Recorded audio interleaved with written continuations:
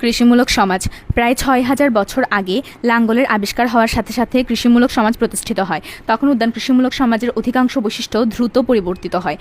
উদাহরণস্বরূপ বলা যায় জনসংখ্যার আকৃতি, বসতি স্থায়িত্ব, অর্থনৈতিক উদ্বৃত্তের পরিমাণ, সামাজিক অসমতার মাত্রা এবং ব্যবসায় বাণিজ্যের প্রসারের ক্ষেত্রে উক্ত পরিবর্তন বিশেষভাবে লক্ষণীয়।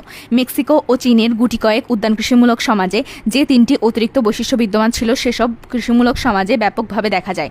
এইসব হলো লিখিত ভাষার ব্যবহার, স্থায়ী নগর কেন্দ্রের প্রতিষ্ঠা ও সামরিক পেশা। বিশেষ করে শেষোক্ত বৈশিষ্ট্যের মাধ্যমে বিজিত জনগোষ্ঠীর উপর বিজয়ীদের স্থায়ী আধিপত্য প্রতিষ্ঠিত হয়।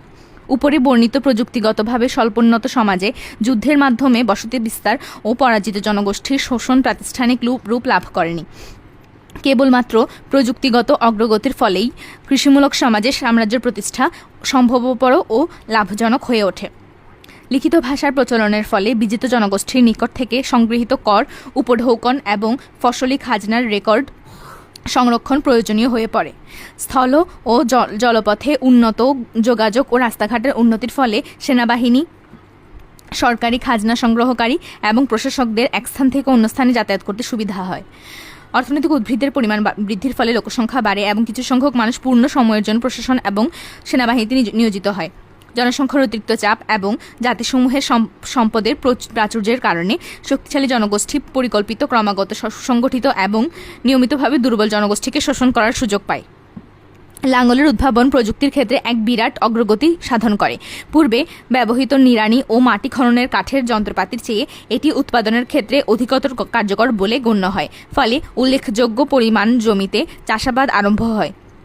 কেননা লাঙ্গলের ফলা মাটির গভীর স্থানে প্রবেশ করতে পারে।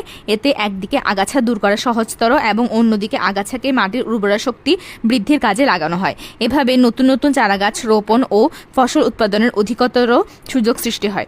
শস্য উৎপাদনে সার ও সেচের ব্যবহার কৃষিকার্যকে স্থায়ী এবং একটি পরিপক্ক উৎপাদন ব্যবস্থায় পরিণত করে। এর ফলে স্থায়ী বসতি অধিকতর বিস্তৃতি লাভ করে। কৃষি সমাজে আরেকটি উল্লেখযোগ্য আবিষ্কার হচ্ছে এই যে গরু মহিষ বাহিত লাঙ্গলের ব্যবহার। পশুচারণমূলক সমাজে অশ্বশক্তির ব্যবহার আবিষ্কৃত হয়।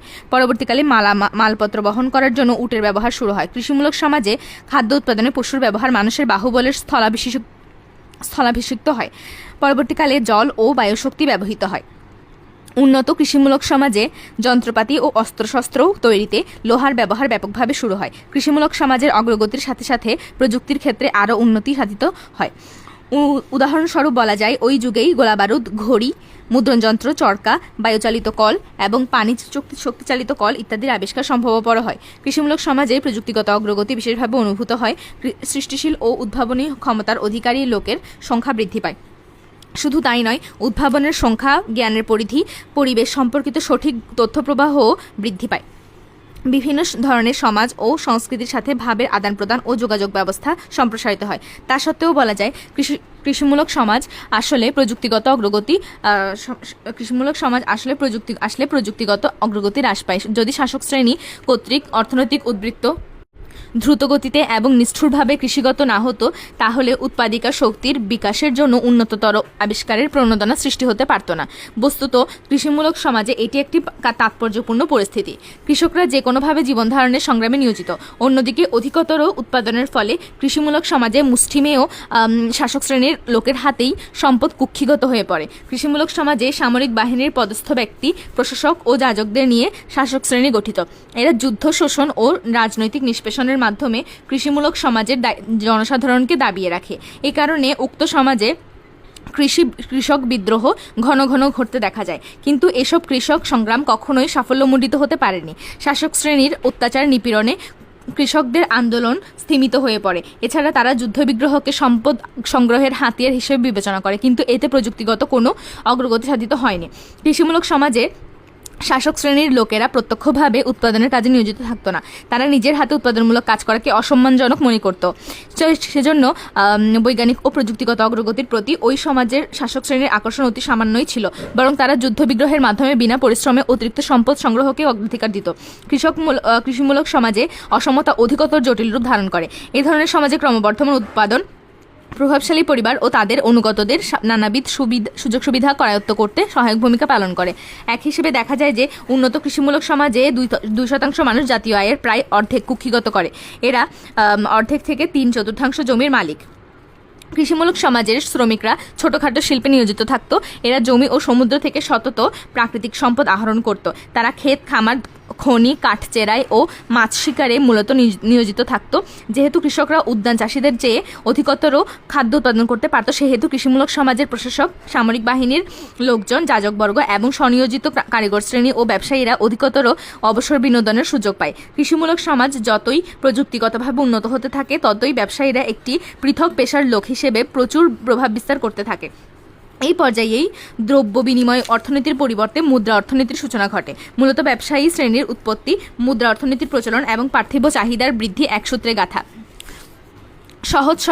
সহজ কৃষিমূলক সমাজে মানুষ দ্রব্য বিনিময়ের মাধ্যমে অর্থনৈতিক কর্মকাণ্ড নিষ্পন্ন করত।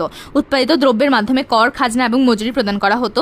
উন্নত কৃষিমূলক সমাজে যখন ধাতব শিল্পের বিকাশ ঘটে, তখন সরকার শিল্প উৎপাদনের নিয়ন্ত্রণ ক্ষমতা লাভ করে। এভাবে উন্নত কৃষিমূলক সমাজে শিল্প বিকাশের ফলে এক ধরনের বাণিজ্য পুঁজির প্রবর্তন ঘটে। ব্যবসায়ীরা শুধু মুনাফা লাভের জন্যই জিনিসপত্র কেনাবেচা করত, ব্যক্তিগত চাহিদা পূরণের জন্য নয়। ব্যবসায়ীরা বিক্রেতা এবং ক্রেতা হিসেবে বাজারের চাহিদা ও সরবরাহ ব্যবস্থা নিয়ন্ত্রণ করত।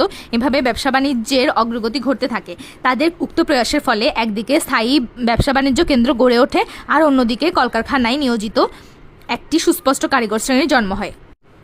এভাবে কৃষিমূলক সমাজে কারিগর ও ব্যবসায়ী শ্রেণীর লোকেরাই শহরাঞ্চলের প্রভাবশালী শ্রেণীতে পরিণত হয়। শাসক শ্রেণী এবং তাদের অনুগত ব্যক্তিবর্গ দেওয়াল দিয়ে শহরে তাদের নিরাপদ বাসস্থান গড়ে তোলে। এছাড়া কৃষিমূলক সমাজে একটি মধ্যবিত্ত শ্রেণীরও বিকাশ ঘটে। এদের মধ্যে রয়েছে ব্যবসায়ী, কারিগর, সামরিক শ্রেণীর লোকজন, প্রশাসনিক কর্মকর্তা এবং নিম্নপদস্থ যাজকবৃন্দ। অর্থনৈতিক সম্পদ, দক্ষতা ও পদমর্যাদার দিক থেকে মধ্যবিত্ত শ্রেণীর লোকজন সমাজের মধ্যবর্তী অবস্থানে থেকে নিজেদের অস্তিত্ব বজায় রাখত। তারা ছিল অল্প জমি জমা, ছোটখাটো দোকান এবং বাড়িঘর ও যন্ত্রপাতির মালিক। তারা তাদের কর্মক্ষেত্রে জ্ঞান ও যোগাযোগমূলক দক্ষতার উপর ছিল বিশেষভাবে নির্ভরশীল। এরা সাধারণত জিনিসপত্র বিক্রি, হিসাব সংরক্ষণ, ব্যবসা পরিচালনা, শিক্ষাদান এবং চিকিৎসা ও প্রার্থনার কাজে নিয়োজিত থাকত। কিন্তু মধ্যবিত্ত শ্রেণীর কর্মকাণ্ড মূলত সমাজের উচ্চ শ্রেণীর স্বার্থেই পরিচালিত হতো। মধ্যবিত্ত শ্রেণীর লোকেরা আসলে ছিল কৃষিমূলক সমাজের ধনী ও গরিব শ্রেণীর মধ্যস্থতাকারী। সমাজের অর্থনৈতিক উদ্বৃত্ত সম্পদ তাদের মাধ্যমে সঞ্চালিত হতো। এভাবে অর্থনৈতিক উদ্বৃত্তের মালিক হয়ে কৃষিমূলক সমাজের উচ্চ শ্রেণীর লোকেরা বিলাসবহুল জীবনযাপনে অভ্যস্ত হয়। কৃষিমূলক সমাজে একটি শহুরে শ্রমিক শ্রেণীরও আবির্ভাব ঘটে। অর্থনৈতিক সম্পদ, ক্ষমতা ও সম্মানের দিক থেকে এরা সমাজের নিম্নতম স্থানে ছিল। তারা নিজের হাতে কাজ করত।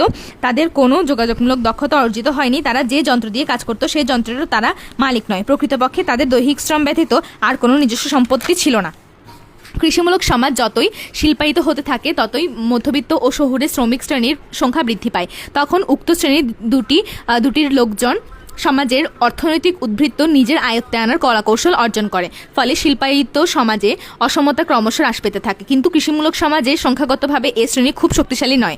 অপরপক্ষে উন্নত কৃষিমূলক সমাজের এ পর্যায়ে সংখ্যাগরিষ্ঠ কৃষক জনগোষ্ঠী অর্থনৈতিক সমৃদ্ধির অতি সামান্যই আয়ত্ত করতে সক্ষম হয়। বস্তুত প্রযুক্তিগত অগ্রগতি ও ক্রমবর্ধমান অর্থনৈতিক উৎপাদন ক্ষমতার সকল সুযোগ সুবিধা ধনিকদের নিষ্ঠুর ও সুকৌশল শোষণের মাধ্যমে নিঃশেষিত হয়ে যায়। এই পর্যায়ে উন্নত কৃষক সমাজে জনসংখ্যা বৃদ্ধি পায়। উল্লেখ্য, অশিল্পায়িত সমাজে যতই খাদ্য উৎপাদন বৃদ্ধি পেতে থাকে, ততই জনসংখ্যা বাড়তে থাকে। কৃষিমূলক সমাজে কৃষকদের সাথে বাজারে উৎপাদিত দ্রব্যের সরবরাহ ও চাহিদার সূত্রের একটা ঘনিষ্ঠ যোগাযোগ লক্ষ্য করা যায়। কৃষক সমাজে জনসংখ্যার হার যখন তুলনামূলকভাবে কম, তখন তারা মোটামুটি অর্থনৈতিকভাবে সচ্ছল ছিল। কিন্তু জন্মহার বৃদ্ধির ফলে তাদের এই সাময়িক স্বাচ্ছন্দ্য দীর্ঘস্থায়ী হতে পারেনি। বরং বলা যায় কৃষকরা স্বল্প আয়ু, জরাজীর্ণ ও নিরানন্দময় জীবনযাপন করত।